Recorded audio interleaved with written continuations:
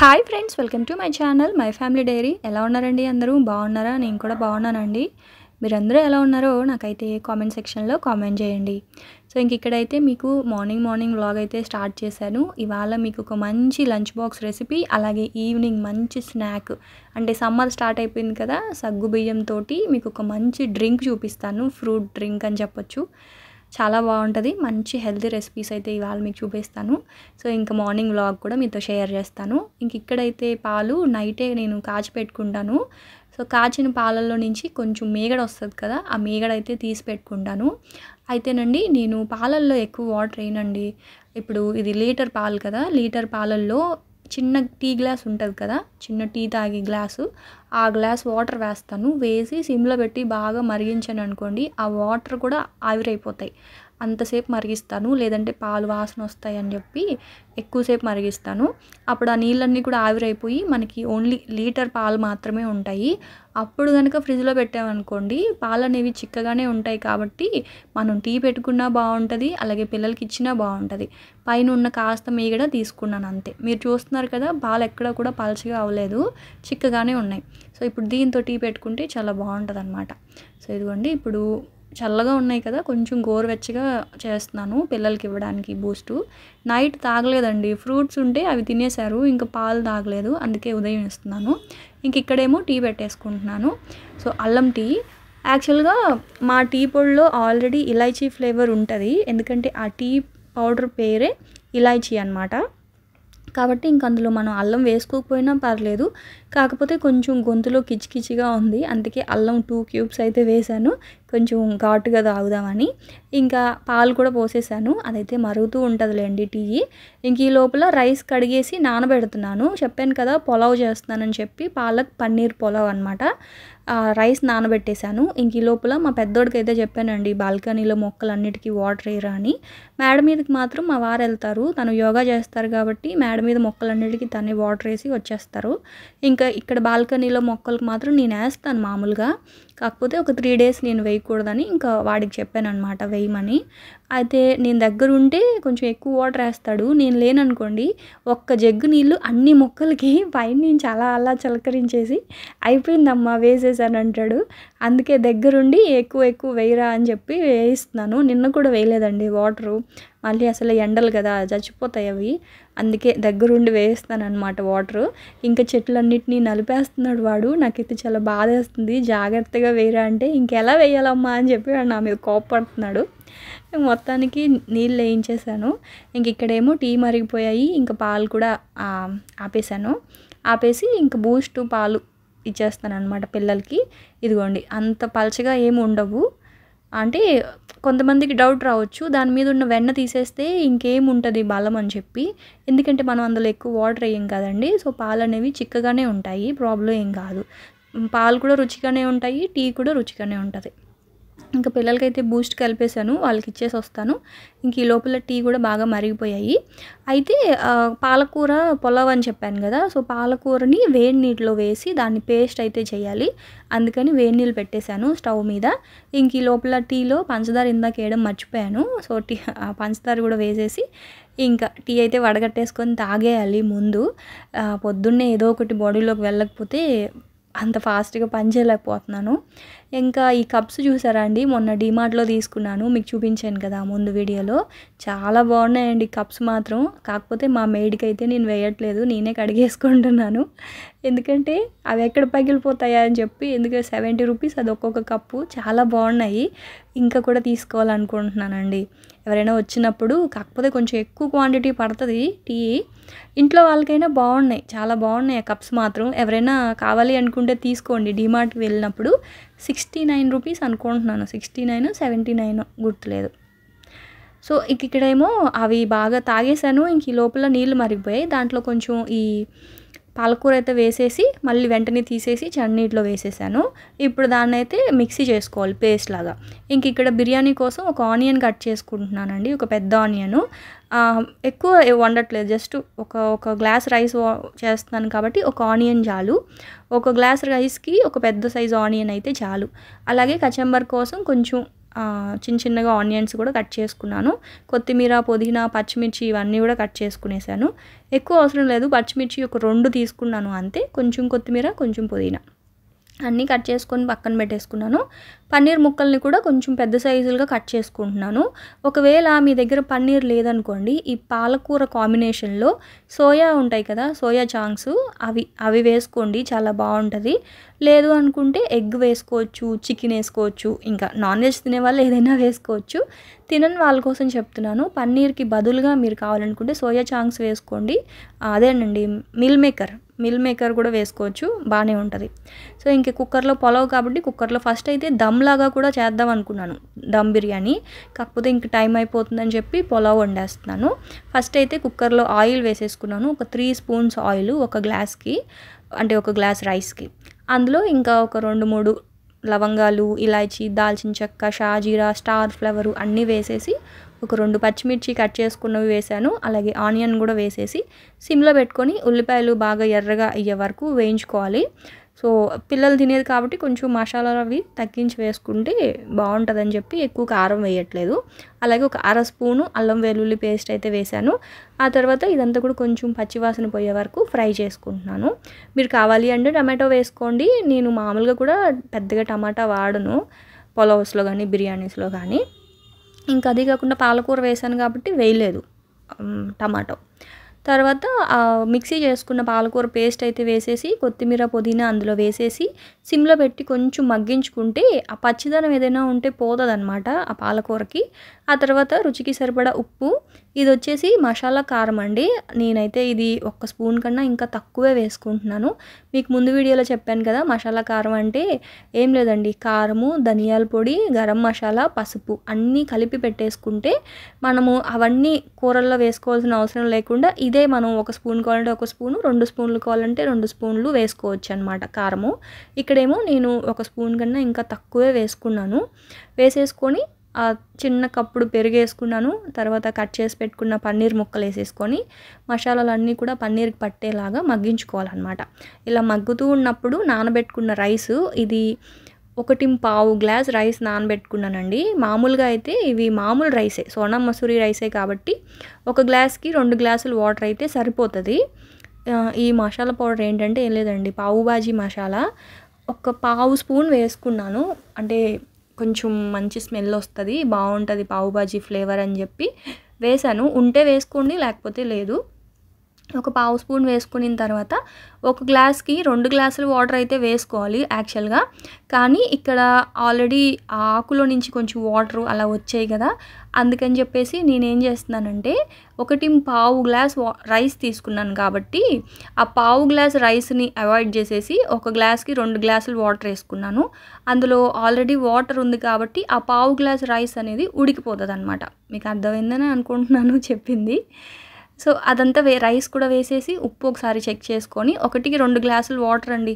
మామూలు బియ్యం అయితే, బాస్మతి రైస్ అయితే మాత్రం ఇంకొంచెం తక్కువ వేసుకోవాలి, 1.5 గ్లాసు అలా సరిపోతుంది అనమాట. ఆ తర్వాత పక్కన పెట్టేశాను. ఒక 2 విజిల్స్ వస్తే మనకి అయిపోద్ది పులావు. ఇంక ఈ లోపల దోశలు అయితే వేసేస్తున్నాను పిల్లలకి అందరికీ కూడా. సో ఇది వచ్చేసి పేపర్ దోశలాగా వేద్దాం అనుకుంటున్నాను, కానీ పేపర్ దోశ అంటే చాలా సిమ్లోనే వేగాలన్నమాట దోశ, అప్పుడే మనకి చాలా క్రిస్పీగా వస్తుంది. సో అంత టైం లేదు, కొంచెం హైలో పెట్టేశాను. హైలో పెట్టడం వల్ల ఏమవుద్దంటే మధ్య మధ్యలో మనకి ఇలా వస్తుందండి, మొత్తం ఈవెన్గా రెడ్ కలర్లోకి రాదు, టైం పడుతుంది. సో ఏంటంటే ఇంకా పేపర్ దోశ కాకుండా అలా వేసేసాను అంతే. టైం పడుతుందండి పేపర్ దోశ అయితే, చాలా టైం తీసుకుంటుంది, చాలా స్లోగా కుక్ అయితే అప్పుడు క్రిస్పీగా క్రంచీగా వస్తుంది. అంత టైం లేక మామూలుగా అయితే వేసి ఇచ్చేసాను. ఇంక ఇదిగోండి ఒక 2 విజిల్స్ వస్తే పులావ్ అయితే ఇలా రెడీ అయిపోయిందండి. చెప్తున్నాను మళ్ళీ, మీరు కావాలి అనుకుంటే అందులో మిల్ మేకర్ వేసుకోవచ్చు, పన్నీర్కి బదులుగా ఎగ్ వేసుకోవచ్చు, చికెన్ వేసుకోవచ్చు, ఏది వేసుకున్నా చాలా బాగుంటుంది. ఫైనల్గా కొంచెం నెయ్యి అయితే వేసాను. ఆ నెయ్యి నేను ఇంట్లో చేశానండి. మొన్న ఏమైందంటే కొంచెం మీగడ తీసానా, అంటే ఆత్రం ఆపుకోలేక చేశాను అనమాట. కొంచెం ఒక టీ గ్లాస్ నెయ్యి అయితే వచ్చింది, బాగుంది, వాడేసాను, అయిపోయిందిలేండి. కొంచెం ఉంటే లాస్ట్లో అలా వేసుకున్నాను పులావ్లో అంతే. ఇంకా అదంతా కూడా ఇంక ఇలా బాక్సెస్లో తీసి పెట్టేస్తున్నాను. కొంచెం చల్లారాలి కదా, వీళ్ళు టిఫిన్ తినే లోపల కొంచెం చల్లారుతుంది. ఆ తర్వాత బాక్స్లో అయితే కట్టేయడమే అనమాట. కానీ చాలా మంచి ఫ్లేవర్ ఉందండి, మంచి స్మెల్ వస్తుంది. అంటే పిల్లలకి ఎగ్జామ్స్ ఇవాళ లాస్ట్ ఎగ్జామ్ అనమాట. అలా అమ్మ ఏదైనా స్పెషల్‌గా కట్టమ్మా అని అంటే ఫస్ట్ పాలక్ పన్నీర్ చేసి చపాతీ చేద్దాం అనుకున్నాను. కాకపోతే ఇప్పుడు అంతసేపు చపాతీ చేసే టైం లేదు. ఎందుకంటే స్టవ్ దగ్గర చాలా వేడిగా ఉంటుంది. అందుకే ఇంక పులావ్ అనుకోండి ఈజీగా అయిపోద్ది కదా, పులావ్ చేస్తాను నాన్న అంటే ఓకే అమ్మ సరే ఏదో ఒకటిలే స్పెషల్గా చెయ్యు అని చెప్పేసి అంటేను ఇంక వాడి కోసమే చేశాను యాక్చువల్గా చెప్పాలంటే. ఇంక మా వారికేమో రాగి జావా, అలాగే పిల్లల కోసం మజ్జిగ. మా వారికైతే కచంబర్ కడతాను, పిల్లలు కచంబర్ తినరు. కచంబర్ అంటే రైతా, ఆనియన్ రైతా అంటే ఇక్కడ కచంబర్ అంటారు, వైజాగ్లో అలవాటు అయిపోయింది అది. సో ఇంకా మజ్జిగ అనమాట. పిల్లలు తినరు కదా రైతా, సో వాళ్ళ కోసం మజ్జిగ. ఇది ఏం లీక్ అవ్వట్లేదండి, చాలా బాగుంది. సో డీమార్ట్లో ప్రైస్ ఎక్కువ ఉంది, నేను బయట షాప్స్లో కొన్నాను 120 రూపీస్కి వచ్చింది. బయట డీమార్ట్లో ఎంత ఉంది 140 అనుకుంటా, అలా కొంచెం ఎక్కువ ఉంది ప్రైజు. కానీ పర్వాలేదులే, నేను ఒక 20 రూపీస్ మిగిలిచ్చాను అనుకుంటున్నాను బయట కొనేసి. ఇంకా ఆ తర్వాత అవన్నీ కూడా ఇంకా బ్యాగ్స్లో అయితే పెట్టేసుకుంటా ఉన్నాను. పిల్లలిద్దరికీ సేమ్ కలర్స్, గొడవ పడకుండా. ఇంకా మా వారికేమో బ్లూ కలర్ అనమాట. సో అది రాగి జావా. పెద్ద బాబు తాగుతున్నాడు రాగి జావా, చిన్నోడు మాత్రం తాగట్లేదండి. కట్టినా సరే ఇంకా తీసుకొచ్చేస్తున్నాడు వాడు. ఎందుకులే ఇంక వాడితో నాకు గొడవ అని చెప్పేసి ఇంక మజ్జిగే కడుతున్నాను. ఇంక అన్నీ టిఫిన్ పెట్టాను, ఎప్పుడు పెట్టానండి ఇంకా తింటానే ఉన్నాడు మా పెద్దోడైతే. చిన్నోడికి ఈ గ్యాప్లో నేను పెట్టేశానులేండి. చిన్నోడికి అయితే ఒక దోసే, ఎందుకంటే పాలు తాగాడు కదా ఇంక తినడు. పెద్దోడికేమో 2 దోశలు పెట్టాను. అమ్మ నువ్వు పెట్టింది నాకు 2 దోశలు అమ్మ అని సైలెంట్గా డైలాగ్ వేస్తున్నాడు. సరే అని చెప్పి ఇంక అలా ఇలా తల అవన్నీ కూడా దువ్వేస్తూ ఉన్నాను. ఎంత గారాలు పోతాడోనండి మా చిన్నోడు మాత్రం. చిన్నోళ్ళందరూ అంతే అనుకుంటా. అమ్మ నువ్వు పెట్టేయమ్మ టిఫిన్ అంటాడు, ఆఖరికి పాలు కూడా నన్నే తాగించమంటాడండి. అంత ఇదన్నమాట మరి వీడైతేనా.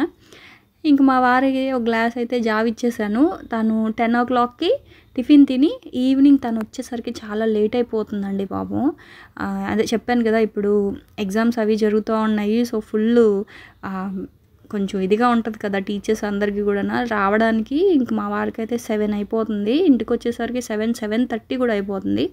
అందుకని అప్పటి వరకు కూడా బాగుంటుంది అనమాట, జావ ఏం పాడవదు. ఒకళ్ళు అడిగారు అక్క పులుపు రాదా అన్నారు. పులుపు వస్తేనే బాగుంటుందండి రాగి జావ, మామూలుగా కంటే కూడా పుల్లగా ఉంటేనే బాగుంటుంది, నాకు అలాగే ఇష్టము. సో ఇంకా అలా చేసేసాను. ఇంక మా వారైతే తాగేసి ఇంక తనైతే బయలుదేరిపోయారు. నేను కూడా ఒక గ్లాస్ ఇంక పనంతా అయ్యింది కదా ఒక గ్లాస్ తాగుతూ ఉన్నాను. ఆ తర్వాత ఇంక ఇంట్లో పని చేసుకోవాలన్నమాట. ఇదిగోండి ఇంక పిల్లలు కూడా బయలుదేరిపోయారు. సో ఇంక వాళ్ళకైతే బాయ్ చెప్పేసి ఇంక మళ్ళీ నేనైతే వంటగదిలోకి వచ్చేసాను. ఇంకా వంటగది అంతా క్లీన్ చేసి ఇల్లంతా క్లీన్ చేసి ఫ్రెష్ అయిపోయి ఇంకా అలాగే 10 అయిపోయిందనమాట. సో 10 o'clockకి ఇంకా ఇప్పుడు టిఫిన్ తినాలి కదా. సో టిఫిన్ ఏంటంటే నాకు దోశలు తినాలనిపించట్లేదు. అందుకని చెప్పేసి ఇంకా మస్క్ మిలాను పాడైపోద్ది కర్బూజా, ఇంకా ఇవాళ రేపు ఉంటే ఇప్పటికే వాడిపోయిందనమాట. అందుకని చెప్పి ఇంకా కట్ చేస్తున్నాను. సో మీకు చెప్పాను కదా నేను సగ్గుబియ్యం తోటి ఒక రెసిపీ చూపిస్తాను అని చెప్పి. సో దానికోసం ఫస్ట్ ఏం చేయాలి అంటే మస్క్ మిలన్ అయితే కట్ చేయాలి. ఇంకా మా ఇంట్లో పిల్లలు మస్క్ మిలన్ తినట్లేదండి, పప్పాయ కూడా తినట్లేదు, ఓన్లీ వాటర్ మిలన్ బాగా తింటారు. కాకపోతే ఆ వాటర్ మిలన్ ఆశపడి కొంటే లోపలేమో అలా అయిపోయింది. ఇంక మళ్ళీ వెళ్ళి తెచ్చుకోవాలి, వాటర్ మిలన్స్ లేవు. ఇంక మస్క్ మిలన్ ఏంటంటే హాఫ్ కట్ చేసి ఫ్రిడ్జ్లో పెట్టేశాను, ఇంకొక హాఫ్ మాత్రం నేను తినడానికి ప్లేట్లో పెట్టుకున్నాను. తింటూ మహాభారతం చూస్తున్నాను. అసలు మహాభారతం నాకు ఎంత నచ్చిందో మాటలతో చెప్పలేను అనమాట. అయితే ఇదివరకు యూట్యూబ్లో చూసేదాన్ని, నాకు తెలీదు డిజ్నీ హాట్స్టార్లో ఉందని చెప్పి. మా పెద్ద అబ్బాయి అమ్మ ఎందుకు నువ్వు అలా చిన్న చిన్న క్లిప్పింగ్స్ చూస్తున్నావు, సిరీస్ వైజ్ వచ్చింది మహాభారతం అని చెప్పేసి డిజ్నీ హాట్స్టార్లో పెట్టాడనమాట. అవి ఇంకా కంటిన్యూ చేస్తూ ఉన్నాను.